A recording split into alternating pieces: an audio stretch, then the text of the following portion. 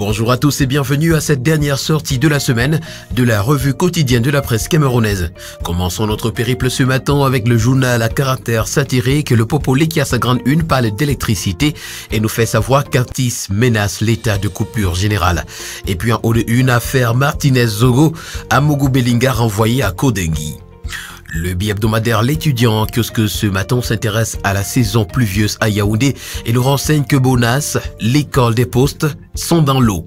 Le retour des pluies depuis le mois de mars contraint les étudiants habitant ces zones à garder les pieds dans l'eau. L'information est à retrouver en page 6. Le quotidien de la santé, Éco-Santé, parle de reconnaissance et nous renseigne que le prix africain du leadership en santé aura lieu le 17 novembre 2023. Ce sera à Yaoundé.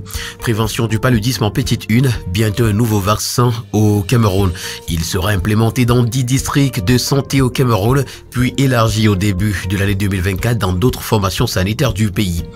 À Damawa, retrouvons l'impact des crises sécuritaires sur la santé des populations. À la grande une de la Voix des jeunes ce matin, Jeux universitaires Gaoundéré 2023, tout est prêt. D'après le journal ce matin, l'université de Gaoundéré est prête à accueillir la 23e édition des Jeux universitaires qui se déroulera du 29 avril au 6 mai 2023 sur le campus de Ndan. Pour le quotidien L'économie, on passe d'hydrocarbures ce matin.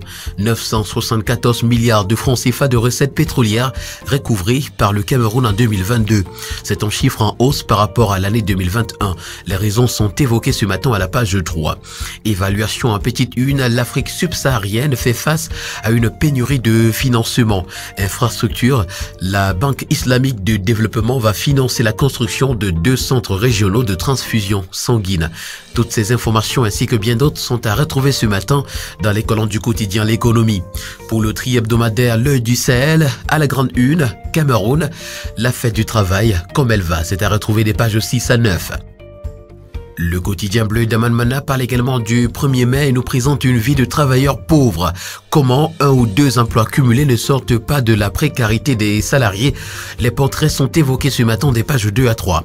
Nécrologie en petite une, l'humoriste président Antonio est décédé. Il s'est éteint le jeudi 27 avril 2023 à l'hôpital La Quintigny de Douala. Et puis affaire Feka Food, Perfessi qui retrouve sa liberté. Sa demande de liberté provisoire a été acceptée jeudi dernier à la grande satisfaction de ses conseils. D'un autre côté, dans l'affaire Martinez Zogo, la demande de mise en liberté d'Amougou Belinga a été rejetée.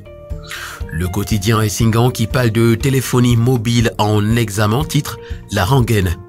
La rencontre sectorielle mine-postel, régulateurs et opérateurs consécutive à l'opération mode avion déclenchée par les consommateurs depuis le début de la semaine a accouché comme de tradition d'un chapelet de mesures visant l'amélioration de la qualité de l'offre des prestations et la protection du consommateur. Cependant, aucune mesure coercitive n'a été dictée à l'adresse des dirigeants des entreprises de téléphonie mobile par le ministre des Postes et Télécommunications, Minette Liban Lilika. Le quotidien Vert Émergence qui parle également de téléphonie mobile ce matin s'interroge. Pourquoi les tarifs sont-ils aussi élevés? L'information, vous l'aurez en page 3. Paludisme, près de 250 000 doses de vaccins attendues au Cameroun en janvier 2024. Et puis monnaie de fausses coupures sont en circulation. Le quotidien L'Info nous renseigne que face à l'Intox, Savannah Blanchi Frambia. Yassine Ouafi, vice-président Afrique de Savannah Energy, a récemment fait une sortie pour tordre le cou à l'Intox relative à une éventuelle implication du fils du chef de l'État camerounais, Frambia, dans l'affaire à l'origine d'une crise diplomatique tchado-camerounaise. Concertation mine-postel régulateur opérateur en haut de une ce matin, de nouveaux engagements des opérateurs pour satisfaire le consommateur. Et puis convention Camwata Fecom, l'eau coulera à flot dans les communes. Terminons ce matin avec le quotidien Mutation qui parle de succession et titre Le coup franc, franc comme Frambia. Retrouvons les conjectures et les peurs autour du fils du chef de l'État en page 5. Mesdames et messieurs, voilà qui met en terme à cette autre édition de la revue de la presse camerounaise. Merci d'avoir été à l'écoute et rendez-vous très prochainement pour une nouvelle édition. D'ici là, portez-vous bien. Agréable week-end à tous.